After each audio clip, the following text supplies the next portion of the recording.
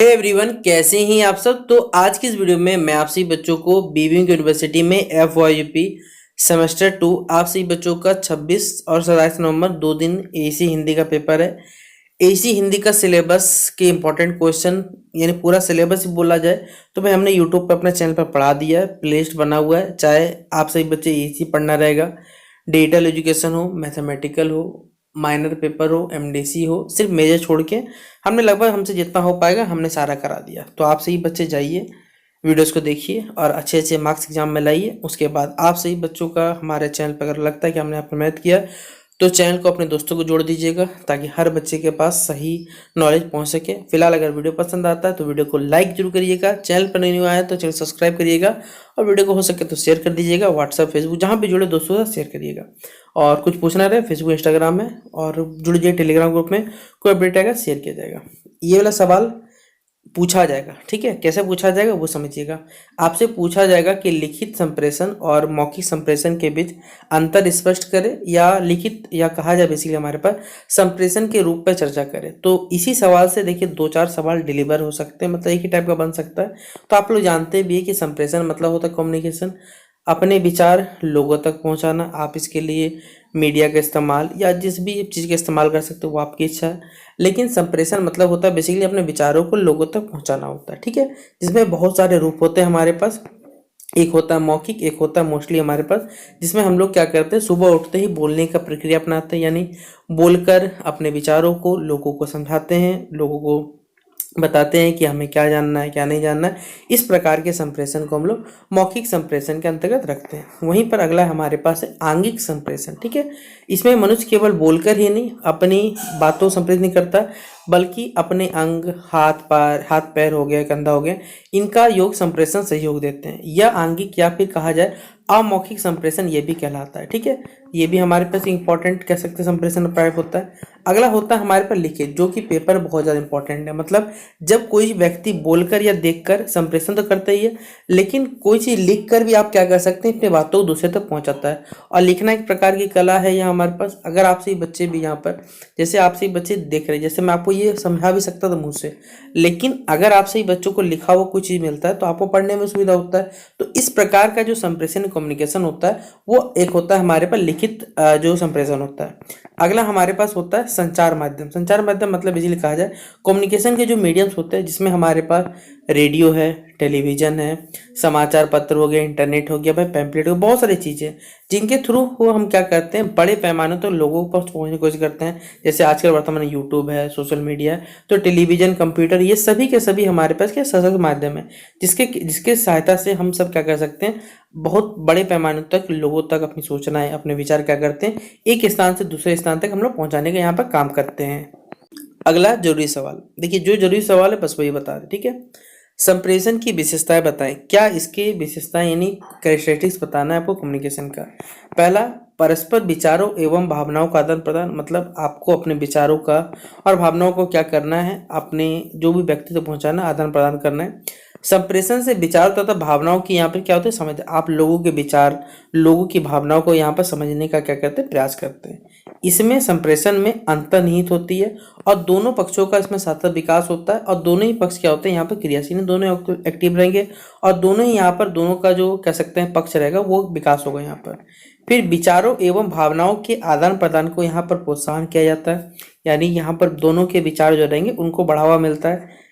इसमें आदान प्रदान की प्रक्रिया को पृष्ठ पोषण दिया जाता है और संप्रेषण में जो अनुभव रहता है, यानी आपके जो एक्सपीरियंस है, उनकी भी यहाँ पर की साझेदारी की जाती है।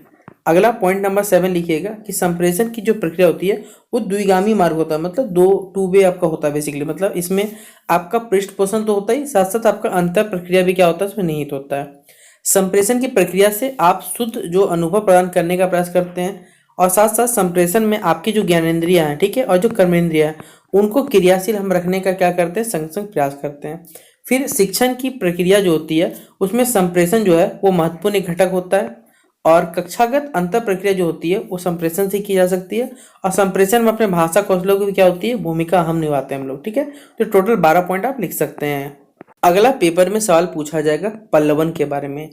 आया हुआ सवाल है, पल्लवन को बना के लिखना पड़ेगा, ठीक है। तो आपका क्या है, किसी भी सुगठित या जो गुम्फित विचार है या आपके भाव के विस्तार पूर्वक आप क्या कर सकते हैं, कम से कम शब्द या कहा जाए या एक वाक्य में कहे गए अथवा लिखे गए जो भाव और विचारों में आप इतना क्लैरिटी यानी स्पष्टता तो नहीं रह सकता। हर तरह के लोग आसानी से नहीं समझ सकते हैं। जैसे अगर शॉर्ट मुहावरे में बोला जाए तो आप उस बात को नहीं समझ सकते, लेकिन अगर आप इसे पे कम से कम शब्दों में क्या कर सकते हैं, अधिक से अधिक बातें समझा सकते हैं, लिखते हैं। अंग्रेजी में इसे व्याकरण कहा जाता है, हिंदी में जो पंडित रामचंद्र शुक्ल ऐसे ही गद्य कहते हैं। कविता में तो इस प्रकार के लेखन की गुंजाइश अधिक होती है, क्योंकि कविता में क्या होता है, हमारे पास शॉर्ट शॉर्ट मीनिंग में क्या रहता है, बहुत सारी चीज़ हम समझाने का। जैसे गागर में सागर भरना आपने सुना होगा, जैसे चेष्टा की जाती है उसमें साधारण लोगों के लिए अर्थ की स्पष्टता नहीं आती। ऐसी स्थिति में विचार जो हमारे या भाव जो रहते हैं वो क्लियरिटी नहीं हो पाता इसमें। तो इसलिए हमारे पास क्या रहता है, इतना ही नहीं, हिंदी में ऐसी हजारों हमें सूक्तियाँ मिल जाती है और कहावतें प्रचलित है, तो जिनके ऊपर तो स्तर नहीं है, परंतु इनका अर्थ विस्तार करने पर हमें इनका जो अर्थ रहता है या भाव रहता है वो समझ जाते हैं। और लेखन की इस क्रिया को हम लोग क्या कहते हैं, हिंदी में पलवन कहा जाता है और इंग्लिश में मिनिएचर इसे कहा जाता है। हिंदी में आप इसे कह सकते हो तो लघु निबंध कह सकते हैं। इसमें जो मूल वाक्यों में आए विचार सूत्रों को सही सही अर्थों में पकड़ने की चेष्टा की जाती है। यहाँ तो देखा जाता है कि छात्र या व्याख्याता ने किसी प्रकार गंभीर तथ्य को कितनी बारीकी से और गहराई से उतार कर समझा है और अपनी भाषा में उसे कितनी अधीर तक सुस्पष्ट कर सका है, ये यहाँ पर बताया गया है। अगला यहाँ पर पॉइंट बताया गया हमारे पास कि देखिए, तो आप अपने विचारों को क्या करिएगा, इस प्रकार समझाइएगा कि कम से कम शब्दों में ही, लेकिन हाँ लोगों को क्लियरिटी ऑफ थॉट हो सके हमारे पास कि जो महत्वपूर्ण बातें हैं वो यहाँ पर नहीं छोड़ना चाहिए। अब देखिए पलवन का यहाँ पर महत्व भी आप इस सवाल में जोड़ के बता सकते हैं कि पलवन, व्याख्या और भावार्थ के जो तात्विक अंतर को समझ लेना चाहिए। पलवन और व्याख्या दोनों में सन्निहित भाव तथा अथवा कहा जाए हमारे पास विचार का विस्तार होता है, किंतु पलवन है तो अपने लिए मातृभाषा होती है। किसी भी भाषा या किसी की मातृभाषा को आप बुरा मानना या समझना यह मनुष्यता नहीं, बल्कि ये विद्या प्रेम नहीं, बल्कि संकीर्णता और निजता होती है। फिर हर भाषा का अपना साहित्य होता है और साहित्य मानव मात्र के प्रेम की वस्तु है। संसार के कोने कोने में अनगिनत भाषाएं और असली बातें लिखी और बोली जाती है, जिनकी अपनी प्रकृति और अपने अपने उच्चारण होते हैं। ये सारी भाषाएं आप सीख भी सकते हैं। हजारों विदेशी यात्री भाषाओं में या दूसरों की भाषाओं का अध्ययन करते हैं ताकि उन्हें साहित्य का ज्ञान प्राप्त किया जा सके। हर भाषा के साहित्य की अपनी एक अलग विशिष्टता होती है। उस विशिष्टता में किसी भी देश की मानसिक जो क्षमता होती है, विलक्षणता होती है, इन सारी बातों को जानकारी के लिए विदेशी भाषाओं का हम लोग अध्ययन करते हैं। और ये कोई बुरी बात नहीं कि आप विदेशी भाषा, क्योंकि इससे आप तरह तरह की भाषाओं सीखिएगा तो आपका ही जो देखने का नजरिया है समाज को या वहाँ की बातें समझें, ये आपके लिए फायदेमंद होने वाली। इसलिए विदेशी भाषा दूसरी भाषा के विद्यार्थी होना बुरी बात नहीं है, लेकिन विदेशी भाषाओं और दूसरी की भाषाओं को पढ़ने के लिए सबसे पहले हमें अपने देश की राष्ट्रभाषा, मातृभाषा का ज्ञान एकदम होना आवश्यक है। अपनी भाषा में हृदय बोलता है, इसमें माँ की ममता भी रहती है। राष्ट्रीय संबंधों का माधुर्य और अपने को जानने पहचानने की सरलता होती है। अपनी भाषा में अपनापन होता है। इसके लिए हमें विशेष श्रम नहीं करना पड़ता है, बल्कि हम लोग क्या कर सकते हैं, बचपन से देखिए जो बातें सीखते हैं इसी सीख जाते हैं। इसके लिए व्यवहार में हमें जितनी सहजता सुविधा का बहुत होता है, अपनी बातें हमें इसमें रिलैक्स रहता है, आराम समझा सकते हैं लोगों पर। इतनी सहजता और जो दूसरी भाषाओं तो नहीं मिलने वाला। कारण है कि हम हिंदी हर बात सभी जगह बोल लेते हैं, लेकिन जो विदेशी भाषा आप उसका इस्तेमाल हर जगह तो नहीं कर सकते हो। तो इसलिए ये सबसे दिक्कत है। इसलिए जब हम किसी दूसरी भाषा बोलते हैं तो मातृभाषा के मन में सोचते हैं तो उसी का अनुभव होता है। इसके लिए हम बिना रह नहीं सकते। ये हमारे जो बेसिकली जीवनचर्या हमारे पास यानी रोज का जो है उसमें हिंदी का बहुत बड़ा योगदान है। जैसे दूध में पानी घुला होता है, उसी तरह मातृभाषा में हमारी माँ का संस्कार, उनका प्यार और मिठास घुला हुआ है। अतः भाषा हमारे लिए सर्वोपरि और भाषा के अध्ययन में इसी का सबसे ऊंचा स्थान है। यही कारण है कि सभी जो देशों में शिक्षक जो रहते हैं या शिक्षा जो है वो मातृभाषा में दी जाती है। विदेशी भाषा सीखी जा सकती है, लेकिन आप उसे अपना नहीं सकते। आपके मन, मस्तिष्क, हृदय के लिए हमारे क्या है, हमारी मातृभाषा ये सर्वोपरि, याद रखिएगा बात। पड़ोसियों को सुनी होगी। इसी तरह पॉइंट वाइज बताया हुआ आपसे बच्चों को, ठीक है। अगला पेपर में सवाल पूछा जाएगा संक्षेपण। ये भी इंपॉर्टेंट सवाल है संक्षेपण। कोई भी विस्तृत विवरण, मतलब देखिए मैं आपको समझा रहा हूँ, संक्षेपण मतलब होता है समरी लिखना। तो आप क्या करते हैं, कोई भी कहानी है, कोई घटना घटित हुआ है, कोई व्याख्या है, कोई वक्तव्य है, आप उसे क्या करते हैं, सबसे पहले समझते हैं। समझने के बाद क्या करते हैं, आप उसे शॉर्ट वे में क्या करते हैं, लिखने की कोशिश करते हैं। और कम से कम शब्दों में उसे लोगों पर पहुंचाने की कोशिश करते हैं, यही क्या कहलाता है, हमारे पास संक्षेपण कहलाता है।